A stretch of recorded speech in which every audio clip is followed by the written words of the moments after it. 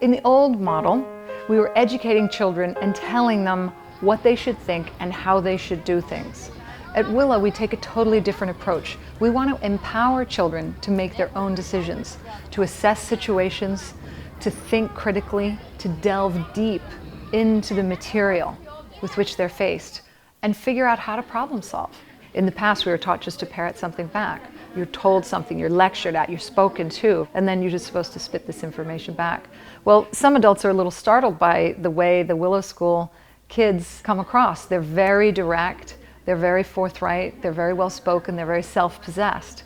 What I think is unique about being a part of the Willow community is that you get a sense for who you are, and I think that goes hand in hand with our education, especially in 8th grade, because as 8th graders, the key theme for our year is self-discovery and answering the question, who am I?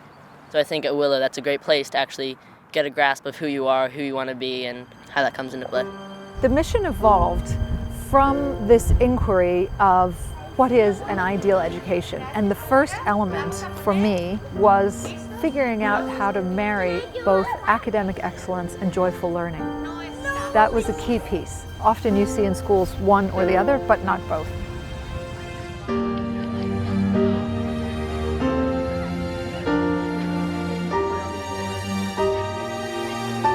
This is the 5th grade class, and what they are doing is they're working on a project we call the Island Project.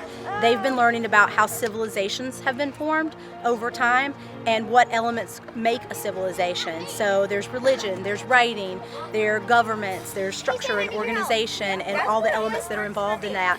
And so they're making their slogans in their own language back here in clay. That's what they're doing. The second piece is mastery of the English language. English is a difficult language, complicated, very irregular. There are many rules, many exceptions to the rules, but it is absolutely possible to master the English language. But we won't do it unless we're very intentional about it. The third piece is the Virtues program, and that's probably the most important piece, not only to me personally, but to the school and the Willow School program. We have a program where every month the whole school studies a different virtue. Every child learns all the virtues in a 3-year rotation. Starting with the smallest children, 3-4-year-olds, we don't shy away from introducing big concepts. One of the things I really want to instill in our students is, and I have it right here in our art room, it's art is a global conversation and everyone has a voice. In 7th grade, our theme for the year is what is the relationship between art and change? And we look at all the ways that art can make change, that changes can affect art through time. And what the students did was they had to find an issue that they're really passionate about, that they either wanted to bring awareness about or that they actually wanted to make a change. And we looked at artists who have worked in the field and really made some positive change through their art. And I call it a small monument project. So they create a sketch, they write about the piece, they select the location where they put it, why they would put it there, how they intend for people to interact with it, and then they create an actual model as if they were going to present it to an organization that this is my proposal for this monument, this is where I want to put it, and this is the change that I hope to see in the world from this monument. So my monument is for peace, and there's a rock that's been split in two. Then they had vines grow up around it to resemble everyone coming back together. And it's going to be in a peaceful place, maybe near an old battle site, so people can come there and think about what they can do better. And also on this side, I have a sword to resemble the laying down of arms. We're trying to educate kids who, by the time they graduate from the 8th grade, understand what it means to take full responsibility for themselves. Everything they do, everything they say, everything they think, and everything they feel. And if you're going to take full responsibility for yourself, the next logical step in that progression is taking responsibility for your place. Your classroom, your playground, your forest, your planet. This really represents a paradigm shift in education. I want the kids to be leading the inquiry. I want the kids to be asking the questions. I want them to stay open to their innate curiosity and sense of adventure and wonder at what's happening around them. So if you tell them a story and you take them outside and you lead them on an adventure and you ask them what they think, they start to become engaged in their own intellectual process. They start to get excited about it.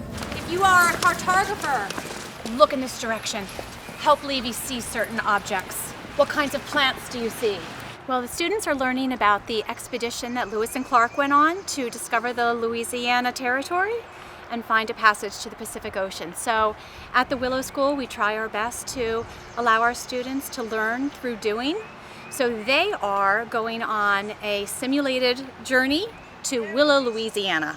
And like Lewis and Clark, they are writing down flora and fauna that they see, and they're also acting as cartographers, as Clark's team was. We are pretending that it's cold and that they're hungry, and Sacagawea is here to help us. So it's a combination of play and imagination, but also a lot of learning. In this scene, we are bedded down for the evening in our shelter that we have found and partially built for ourselves, and the children are finishing their maps that they've made. I think it really cements the memory. It gives them an experience to which they can draw from as they get older and think back. When they hear Lewis and Clark, they're going to say, oh, I did that, not just I read about that.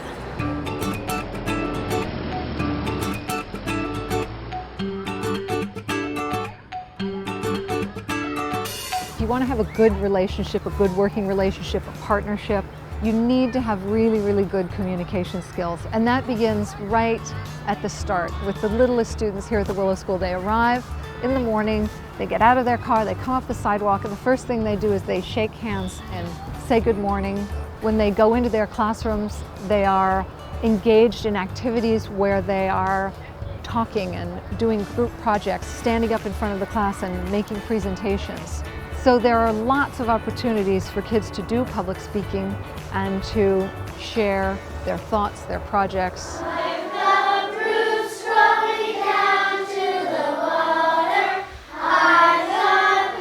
We visited for a consultation, and once I saw what they offered, it seemed a no-brainer. I've been working on my elevator speech to try to tell other people why we drive an hour and 15 minutes, and I haven't come up with it exactly yet. The main thing I think is that we find she's inspired as opposed to motivated. And I think, and my wife thinks, that being inspired to a subject is much more powerful than being motivated to a subject. So when she first came, she was very shy, but now she hugs almost every teacher that she sees. She knows kids in every grade. They all know her. She went up to the talent show and performed solo singing. So she's really blossomed. And she comes home with lots of knowledge. She'll talk about the esophagus of my dog and his digestive tract. I don't remember learning that as a 5-year-old. I think when I was 5, I traced my hand and made a turkey out of it or something like that, you know. And here she's talking about the alimentary system of an animal. So she's progressed greatly. Well, the kids love being out in the woods, right? So we want them to not only explore their place, but we want them to be free to play. And the more structured playground equipment you have that defines the activity, the less imagination you have. The kids at Willow School are building forts and trading onion grass and rocks and coming up with games and loving it because they get to decide how to make it happen and how to bring it to life themselves. So when we were doing all our investigations and research on ethics and virtues and looking at what the work that Aristotle, Plato, and well, those two gentlemen did, we started to have this understanding that, contrary to the way I was taught, they actually believed that nature and human beings were one, which was a huge epiphany for us. So we built our first building, and it was a very, very pioneering building, the first LEED Gold school building in the country. And we learned a lot when we built that building. We learned that actually the building can be a teacher in its own way with its own hidden curriculum, that you can use nature as the model to design buildings and use nature's principles. I mean, the planet's been around for 6 billion years. It knows how to make energy, it knows how to clean the water, it knows how to clean the air, it knows how to provide habitat. So you can look to nature for those things. And then in 2007, we built the first LEED Platinum building in New Jersey. And one of the things we started to think about when we were building that building was that we're still using the same strategies that got us into the problem in the first place, right? We're still using fossil fuels, but less of it. We're still creating stormwater, but less of it. We're still using wood that's not sustainably grown, but less of it, and on and on and on. It's like we're on the Titanic headed to the environmental iceberg, and our answer is let's slow down. Well, the good news is that this current green conversation that's been going on for the last 10 or 12 years is really a good conversation. and had to be had first, because you cannot turn the Titanic around until you slow it down. So we've spent the last 12 years slowing it down. Now the conversation is, how do you turn the boat around? And hence, here comes the Living Building Challenge.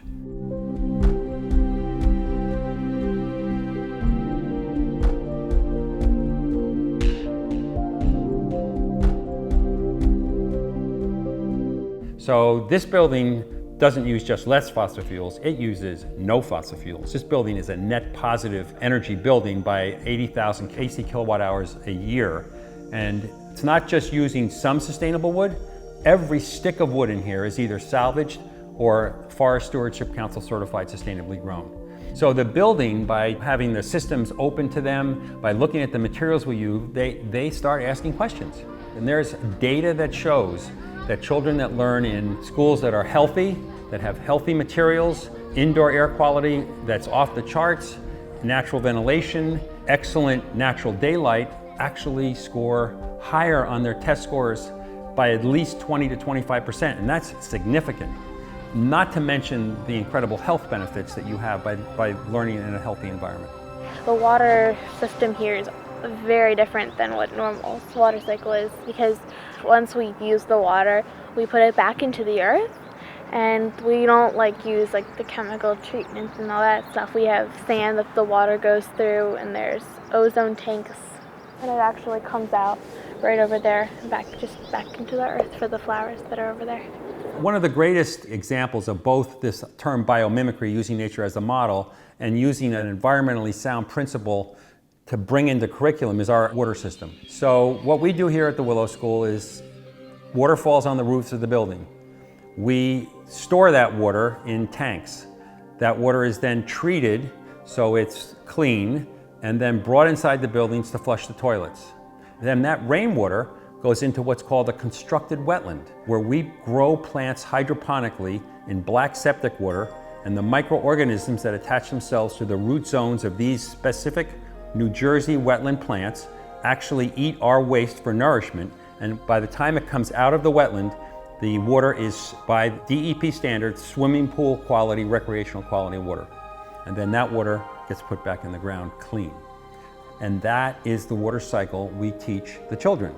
So we believe here at the school that it is incredibly important that children and adults understand how the planet works. I mean, clearly, we live on a planet, we gotta know how it works.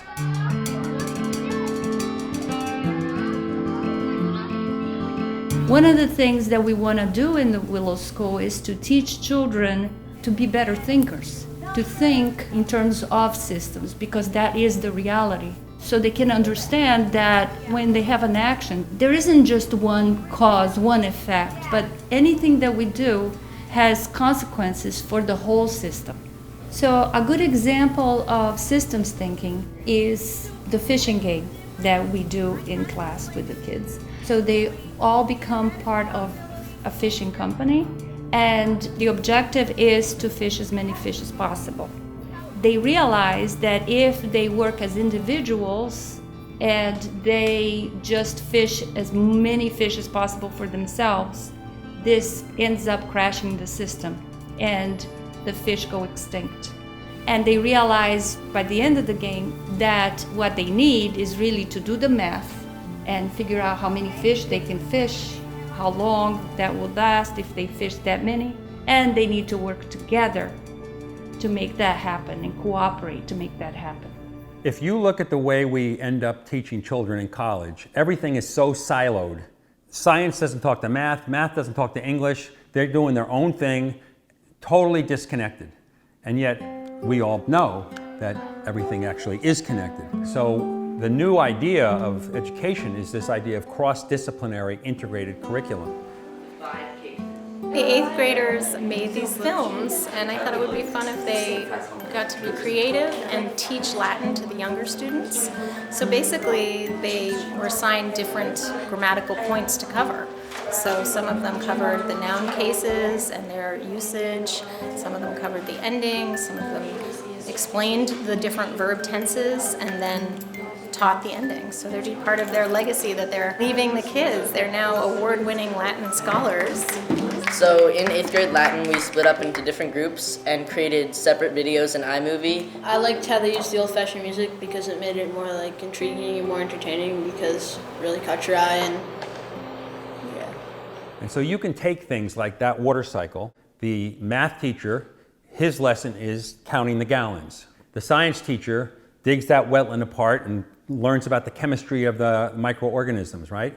The language art teacher is having their students write the perfect paragraph about each of the components of that system. The art teacher is having the students draw all those things, and the music teacher is, we're singing about water. So you see, it's all absolutely connected.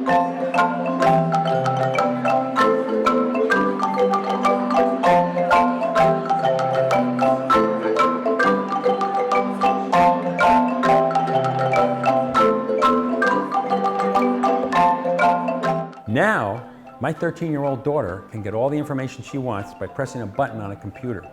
It's not information anymore, because guess what? She's going to end up in a job that probably doesn't exist right now. So information is not going to make her successful in that job. What is? Problem solving, critical thinking skills, higher order thinking skills, collaboration. How do you get together with a diverse group of people, right? And come out with one idea moving forward.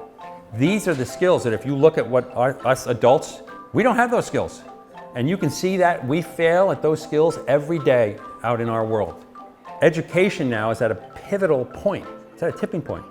We need to change what we've been doing for the last 40 years to cope with this information-rich, incredibly fast-changing world.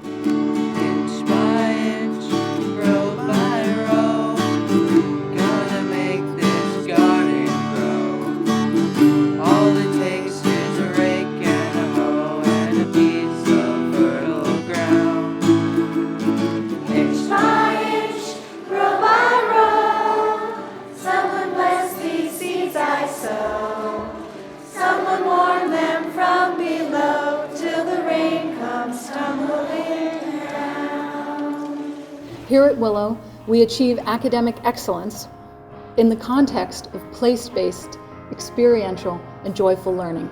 By the pond, in the woods, and in these buildings, students come to recognize the patterns that exist in nature and to understand how systems work.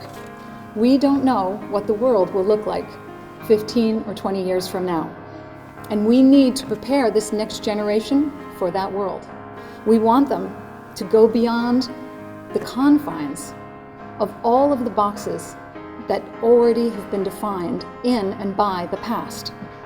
And we want them to create possibilities for a future that we haven't even begun to imagine yet.